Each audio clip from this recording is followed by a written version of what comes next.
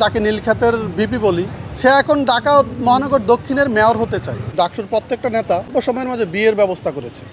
ডাকসুর নেতারা কি এই ক্যান্টিনগুলো থেকে বাণিজ্য শুরু করে দিয়েছে? তারা দিনে যত পরিমাণ জামাতে ইসলামের নাম নেয়, অনেকে তো আল্লাহর নামও ততবার নেয় না। তা না হলে খাবারের মান উন্নতি হয় না কেন? ডাকসুর যে সম্পাদকগুলো, আপনি কয়জন সম্পাদককে ক্যাম্পাসে পাবেন? তাদেরকে কিন্তু ক্যাম্পাসে পাবেন না, তাদেরকে কোথায় পাবেন? মগবাজারে পাবেন। কারণ তারা হচ্ছে মগবাজারে হাজিরা দিতে যায়। কোনো হলেই খাবারের মানের তেমন কোনো ধরনের পরিবর্তন হয় না। শিবিরের ৩৬ দফা ইশতেহার ছিল, তো ইশতেহারে তাদের যে দাবি দাওয়াগুলো ছিল এখন পর্যন্ত শিক্ষার্থীদের জন্য কোনোটাই বাস্তবায়ন করতে পারে নাই।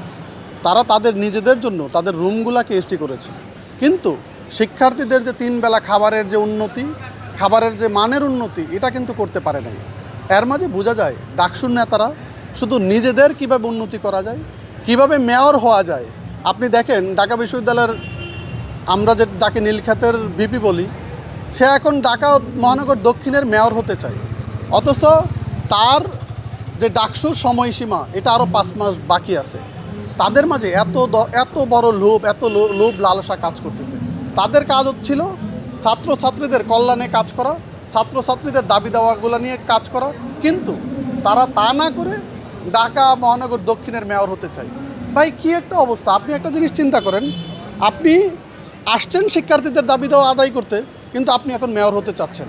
যারা তাদেরকে ভোট দিয়েছে তাদের কাছে ওনাদের একটা নৈতিক দায়িত্ব আছে যে ওনারা যেই ৩৬ দফা ইশতেহার দিয়েছিল, ইশতেহারের কয়েকটা দফা ছিল এরকম যে খাবারের মান বৃদ্ধি করা।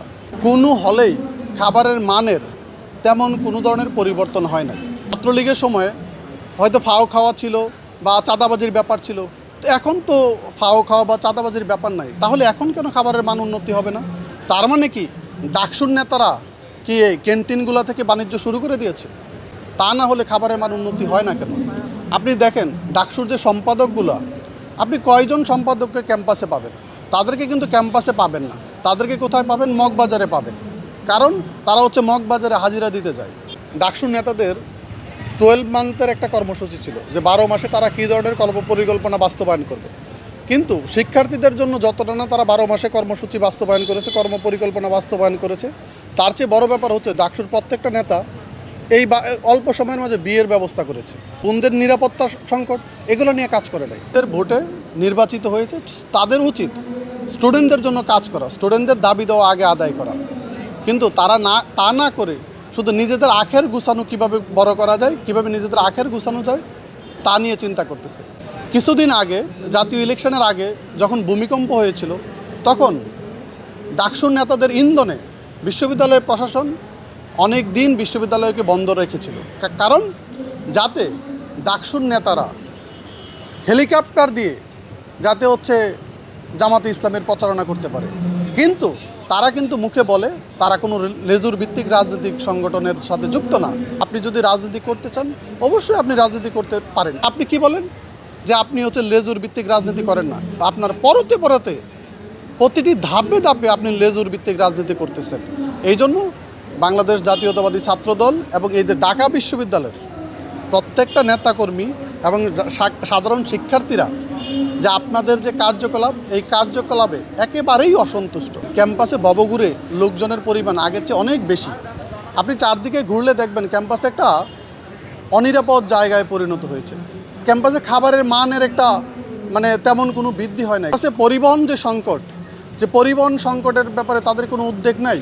ক্যাম্পাসে আমাদের নারী বোনেরা যারা আছে তাদেরকে নিরাপত্তা দেওয়ার জন্য ডাকসুর নেতাদের কিছু ইশতেহার ছিল। ক্যাম্পাসে আমাদের নারী বোনদের জন্য তাদের কিন্তু কোনো ধরনের কার্যকলাপ নাই। তাদের তো উচিত ছিল আমাদের যে বিশ্ববিদ্যালয়ের অর্ধেক শিক্ষার্থী আমাদের বোনদের জন্য তাদের কিছু গুরুত্বপূর্ণ কাজ করা। শহীদ হলে এখন খাবারের পানির সংকট, ক্যাম্পাসে মশার যে উপদ্রব এটা দিন দিন বাড়তেছে।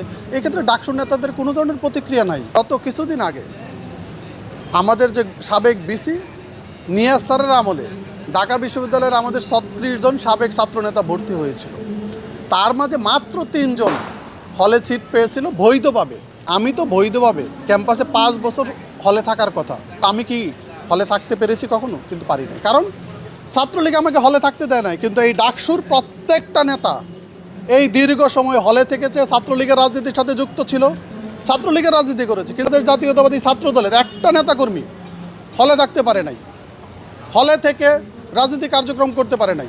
আমি ঢাকা বিশ্ববিদ্যালয়ে ভর্তি হওয়ার পরে যে হলে যখন উঠলাম, তার কিছুদিন পরে রমজান মাসে নির্মমভাবে পিটিয়ে শাহবাগ থানায় আমাকে পাঠাই দিয়েছে।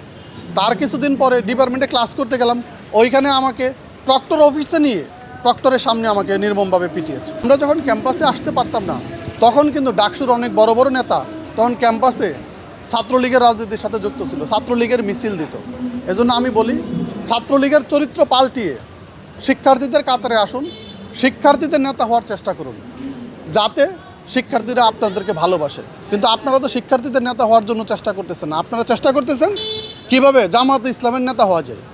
আপনারা যদি জামাতে ইসলামের নেতা হতে চান, তাহলে এই শিক্ষার্থীরা আপনাদেরকে কিন্তু ঘৃণা করে প্রত্যাখ্যান করবে। শিক্ষার্থীরা কখনোই আপনাদেরকে জামাতে ইসলামের নেতা হিসাবে চায় না, শিক্ষার্থীরা চায় আপনারা তাদের নেতা হিসাবে থাকুন।